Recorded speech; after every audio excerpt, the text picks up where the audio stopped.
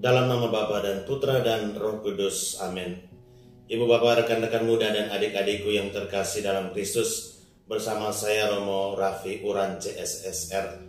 Marilah kita bersama-sama mendengar dan merenungkan sabda Tuhan yang diambil dari Injil Yohanes bab 15 ayat 12 sampai 17. Tuhan bersamamu dan bersama rohmu. Inilah Injil Yesus Kristus menurut Yohanes. Dimuliakanlah Tuhan. Pada perjamuan malam terakhir, Yesus berkata, "Inilah perintahku, yaitu supaya kamu saling mengasihi, seperti aku telah mengasihi kamu." Tidak ada kasih yang lebih besar daripada kasih seorang yang memberikan nyawanya untuk sahabat-sahabatnya. Kamu adalah sahabatku, jikalau kamu berbuat apa yang kuperintahkan kepadamu. Aku tidak menyebut kamu lagi hamba, sebab hamba tidak tahu apa yang diperbuat oleh tuannya.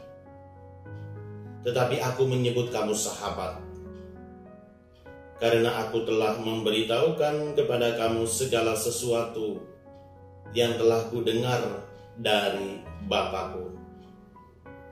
Bukan kamu yang memilih aku, tetapi akulah yang memilih kamu.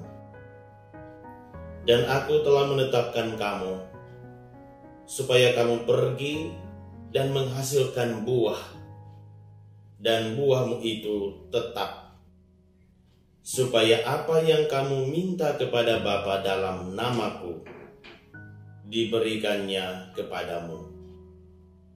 Inilah perintahku kepadamu, kasihilah seorang akan yang lain. Demikianlah sabda Tuhan, terpujilah Kristus. Ibu bapak, rekan-rekan muda dan adik-adikku yang terkasih dalam Kristus, dalam bacaan Injil Yohanes yang kita dengarkan pada hari ini, ada dua penekanan yang disampaikan oleh Yesus kepada para muridnya, yaitu pertama, mengasihi, dan yang kedua, berbuah.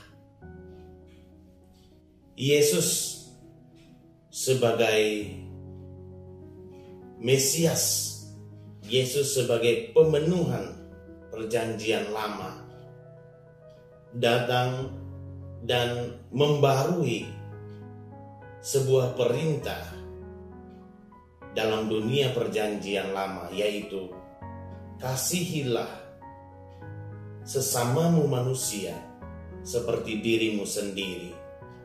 Tapi Yesus datang untuk membarui janji itu dengan mengatakan bahwa kasihilah sesamamu manusia seperti aku telah mengasihi kamu. Apa kekasan kasih dari Yesus? Yaitu Yesus rela berkorban sampai mengorbankan nyawanya sendiri untuk kebahagiaan, untuk keselamatan manusia. Ia berkorban bukan untuk kepentingan dirinya. Ia berkorban bukan untuk kebahagiaan dirinya, tetapi ia berkorban untuk kepentingan orang lain, untuk kebahagiaan orang lain. Itu poin pertama yang Yesus ingin kita sebagai murid-muridnya zaman ini melakukannya, yaitu selalu bersedia untuk memberikan waktu, tenaga, pikiran, bahkan materi untuk kebahagiaan orang lain, untuk kesejahteraan orang lain, untuk kepentingan orang lain, bukan semata untuk kepentingan dan kebahagiaan diri sendiri. Dan pesan yang kedua, yaitu menghasilkan buah. Yesus mau supaya dengan panggilan kita sebagai murid-muridnya, kita pergi untuk memberitakan kasih Tuhan itu lewat kata dan perbuatan kita. Dengan demikian, maka buah-buah dari kasih, buah-buah dari penebusan Tuhan, buah-buah dari kebahagiaan itu boleh dirasakan oleh siapa saja yang kita jumpai, yang kita layani setiap hari. Ibu bapak, rekan-rekan muda dan adik-adikku yang terkasih dalam Kristus, para rasul dalam bacaan pertama yang kita dengarkan juga pada hari ini telah menunjukkan bagaimana kasih itu telah mendatangkan buah bagi banyak orang, termasuk orang-orang non-Yahudi yang menurut orang-orang Yahudi tidak layak mendapatkan keselamatan.